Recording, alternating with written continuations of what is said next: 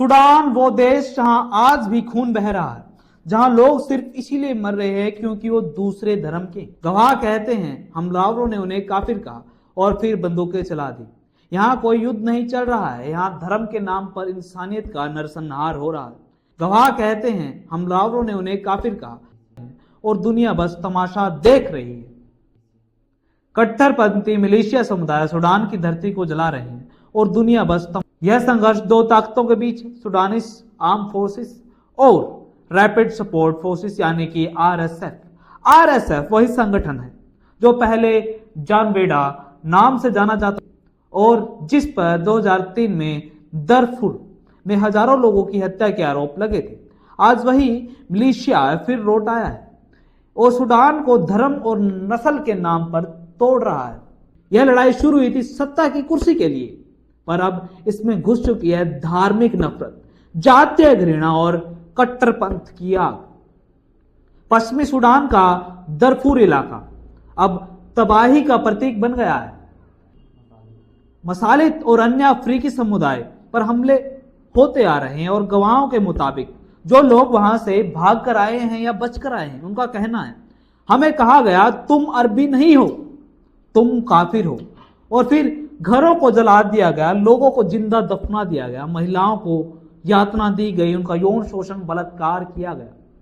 Human rights watch और संयुक्त राष्ट्र की रिपोर्ट बताती है यह सिर्फ हिंसा नहीं बल्कि योजनाबद्ध जातीय सफाया है। कट्टरपंथी मिलिशिया आया इन लोगों को मिटा देना चाहते हैं ताकि सिर्फ उनका झंडा रहे, उनकी पहचान बची रहे।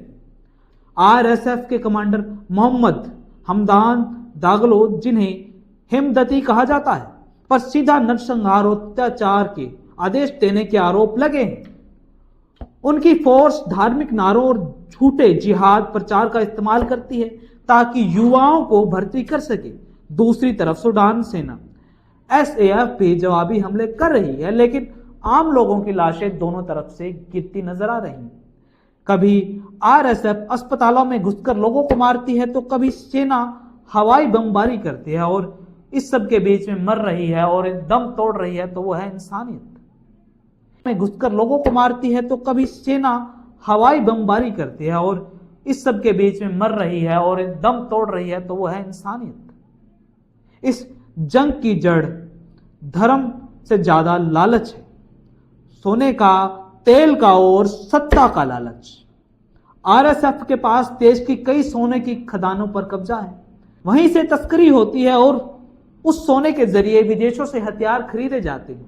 रिपोर्ट्स कहती हैं कुछ खाड़ी देश और रूस से जुड़े गुट आरएसएफ को अप्रत्यक्ष मदद दे रहे हैं। यह सिर्फ सूडान की जंग नहीं बल्कि अंतरराष्ट्रीय सोना और हथियार नेटवर्क की जंग बन चुकी है। संयुक्त राष्ट्र के मुताबिक अब तक 70 लाख से ज्यादा लोग अपने घर छोड़ चुके हैं। हजारों बच्चे भूखे और बीमारी से मर रहे हैं। अस्पताल खंडर बन गए हैं। महिलाएं शरणार्थी कैंप में भी असुरक्षित हैं, यौन शोषण से पीड़ित है। रेड क्रॉस ने कहा है हम सूडान में इतिहास को दोहराता हुआ देख रहे हैं, यानी वही कहानी जो कभी रवांडा, सीरिया और यमन में देखी गई थी। भारत ने पहले ही ऑपरेशन कावेरी के जरिए सैकड़ों नागरिकों को बाहर निकाल लिया है, लेकिन अब भी कई भारतीय वहां फंसे हैं। भारत और बाकी दुनिया के लिए सवाल सिर्फ इतना नहीं है कि कौन जीतेगा, बल्कि यह है कि कितनी इंसानियत बचेगी और क्या यह इंसानियत का कत्ल नहीं। कब तक धर्म और राजनीति के नाम पर लोग मरते रहेंगे? कब तक इंसानियत को कट्टरपंथी कुचलते रहेंगे? सूडान की धरती पर आग लगी है, लेकिन उसकी लपटें अब पूरे मानवता को जला रही हैं। यह खबर सिर्फ सूडान की नहीं है, यह चेतावनी है हर उस देश के लिए जहां धर्म के नाम पर नफरत पनप रही है। अगर आज दुनिया नहीं जागी तो कल शायद कोई और सूडान बन जाएगा और फिर कोई पूछेगा क्या इंसानियत सच में रहेगी? नमस्कार, आप देख रहे हैं प्रकाश की एसएस। मैं राहुल, कैमरामैन बागड़ी के साथ।